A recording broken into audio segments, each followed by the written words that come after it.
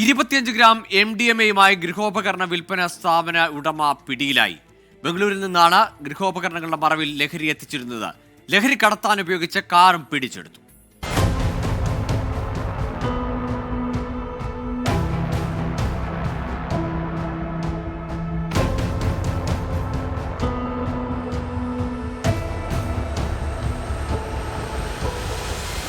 മലപ്പുറം തിരൂരങ്ങാടി സ്വദേശി പള്ളിയാളി ഷംസുദ്ദീനാണ് പിടിയിലായത്. ഇയാളിൽ നിന്നും മാർക്കറ്റിൽ 1 ലക്ഷം രൂപയോളം വില വരുന്ന 25 ഗ്രാം MDMA കണ്ടെടുത്തു. വേങ്ങര തോട്ടശ്ശേരി അറയിൽ പ്രവർത്തിക്കുന്ന life guard home appliances factory outlet എന്ന കടയുടെ മറവിലാണ് ഇയാൾ ലഹരി വസ്തുക്കൾ വിൽപ്പന നടത്തി വന്നിരുന്നത്. ലഹരി കടത്താൻ ഉപയോഗിച്ച കാറും പിടിച്ചെടുത്തിട്ടുണ്ട്. കുറഞ്ഞ വിലയ്ക്ക് ഗൃഹോപകരണങ്ങൾ വിൽപ്പന നടത്തുന്ന സ്ഥാപനത്തിലേക്ക് ബംഗളൂരുവിൽ നിന്നാണ് ഉപകരണങ്ങൾ എത്തിച്ചിരുന്നത്. ഇതിൽ ഒളിപ്പിച്ചാണ് ലഹരി വസ്തുക്കൾ ബംഗളൂരിൽ നിന്നും ഇയാൾ നാട്ടിലേക്ക് കടത്തിയിരുന്നത്.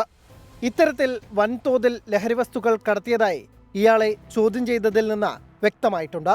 ഇയാളുടെ സഹോദരൻ റാഫിയെ 10 ഗ്രാം MDMA-യുമായി 2 മാസം മുമ്പ് പിടികൂടിയിരുന്നു. റാഫി ഇപ്പോൾ റിമാൻഡിലാണ്. 24 മലപ്പുറം.